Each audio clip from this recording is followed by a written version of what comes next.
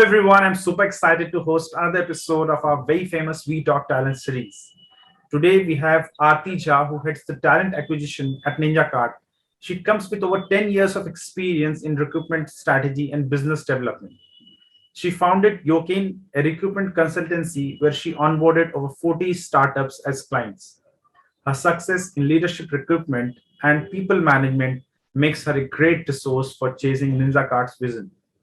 Aarti is a graduate of IMT Ghaziabad, and I'm super excited and honored to have her here. Welcome to the show, Aarti. Thank you so much, Abid. Thank you for having me. Thanks. How are you doing? I'm good, thank you. How are you? Doing good, and looking forward for the Q&A. So, without Likewise. any further delay, I would like to ask my first question. Aarti, I would like to ask about challenges. That will be my first question. Mhm. I would like you to share some of the most prominent challenges you faced in the TA space and your strategy to overcome them.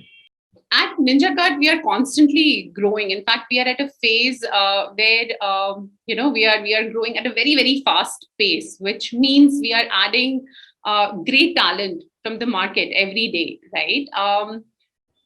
Not just in the context of Ninjacart, but overall in the recruitment career that I've had so far.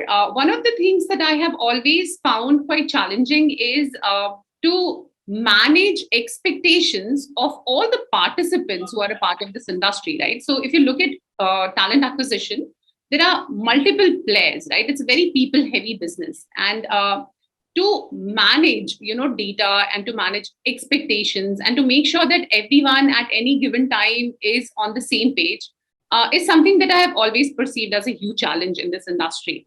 And the only way, in my opinion, to resolve this has been to set really good and really thought through processes. And at Ninjacart, I've been doing that for the past 1 year, and with great results. We have a very well designed and very well defined process towards recruitment, which all leaders, all hiring managers, all other participants also follow to a T, and that is leading to great results.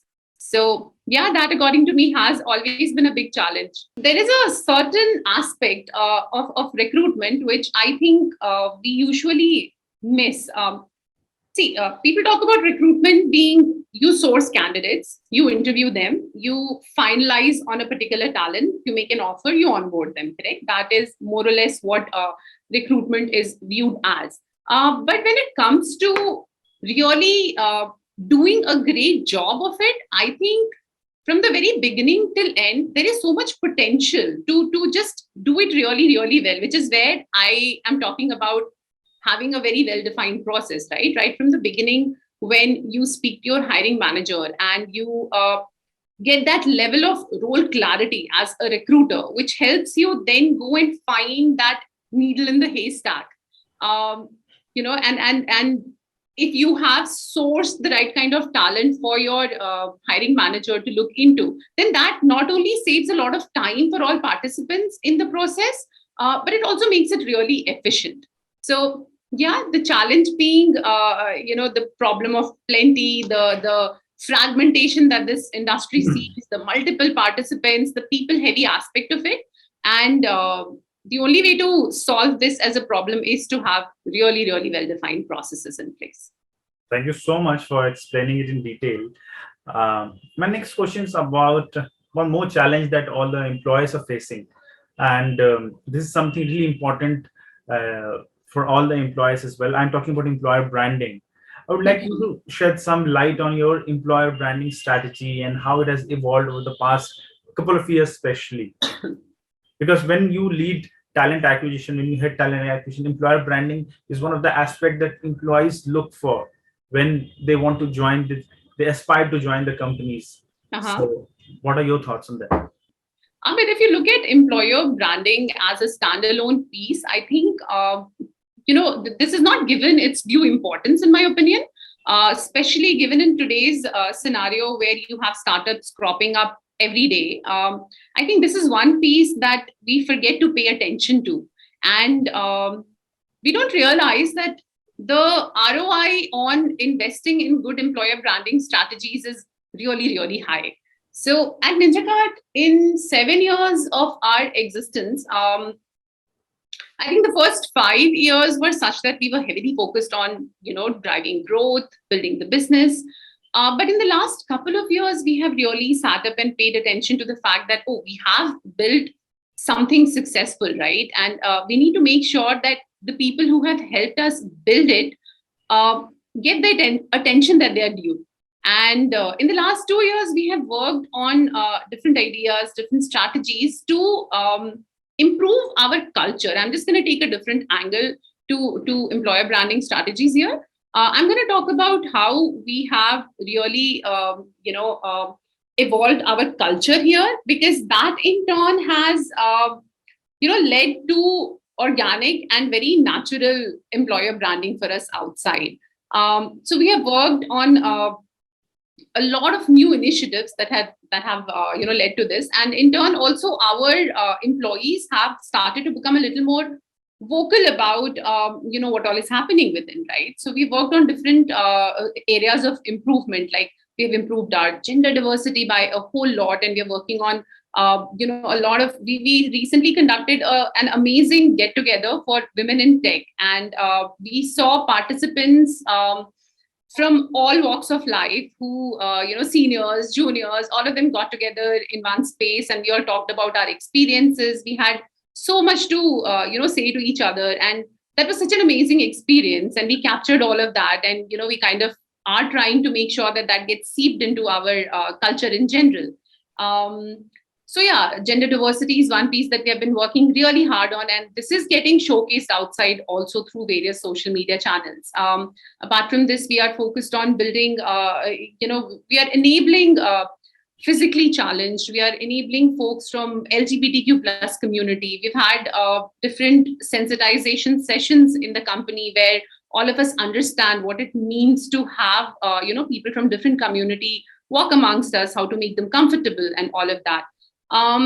We have conducted a few CSR activities within the company. We have a whole lot of things that we're doing in order to evolve our culture, and that in turn is getting reflected, to the world outside. And if you look at our current Glassdoor ratings or reviews anywhere, they are gradually improving. We are currently at Ninjacart Bangalore is at 4.0 on Glassdoor with an 80% recommendation, which is quite unheard of for a company our size.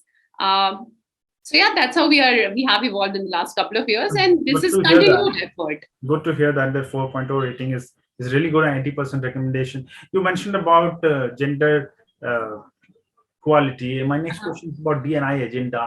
How do you think? What do you think? How important is D&I agenda, and like what different you're doing in your company, and how important is industry per se as well?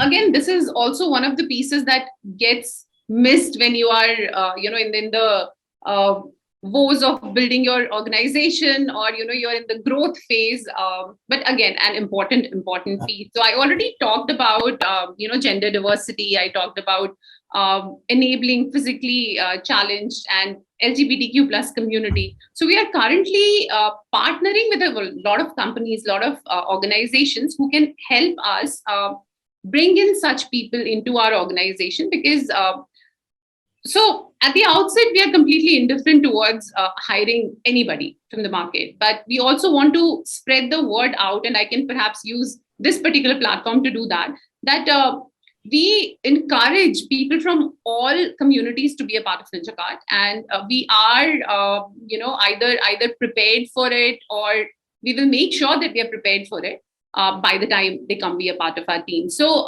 to address your diversity and inclusion question, we have worked towards improving our gender ratios within the company. We are currently at 20% in our corporate office, and we are working at improving that to at least 30% by the end of 2023.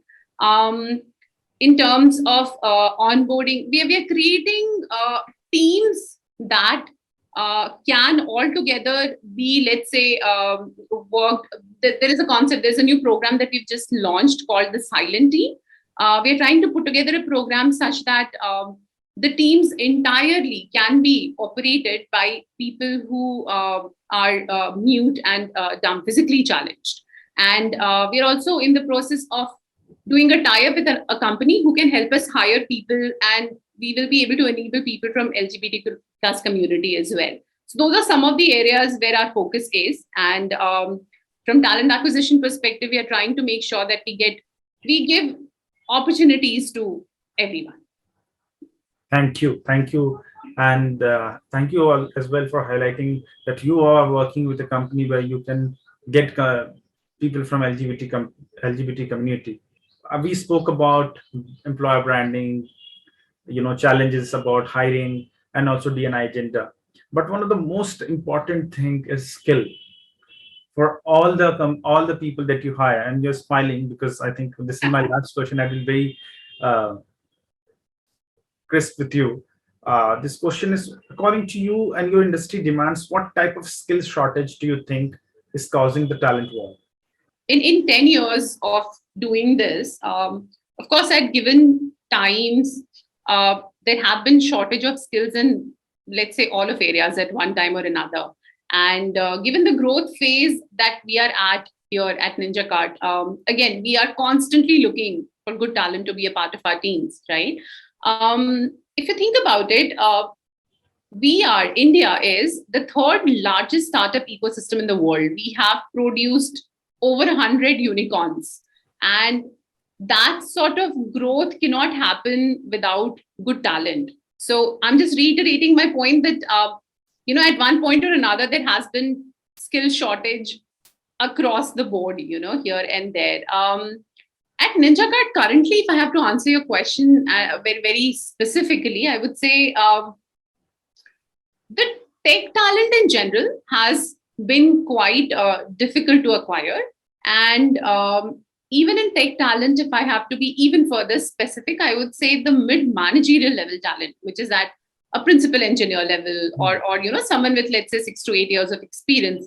That sort of talent has been amazingly hard to acquire. And this is not due to lack of, talent pool. There is enough availability.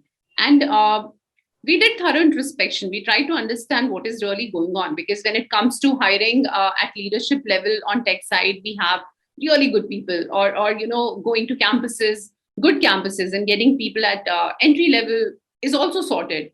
But then what is really going on when we want to hire people with a little bit of experience?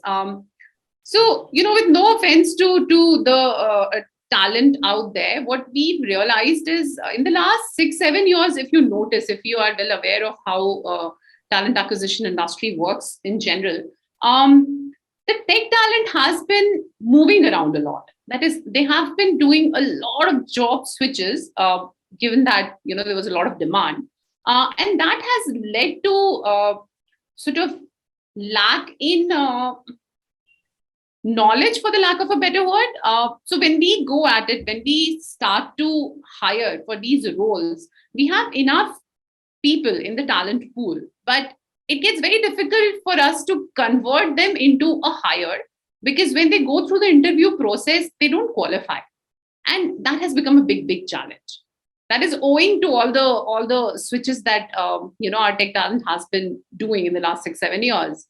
So, yeah, that's the skill that has been challenging to find. Yes, and I think this will remain a challenge. There will be new challenges will be coming once you upskill them. There will be different challenges, maybe technology, maybe recruitment. But I wish you all the best for all those challenges. And thank you for sharing your thoughts. It was lovely hosting you, Aarti. It was really nice talking to you, Abid. Thank you so much again for having me. Thanks a lot.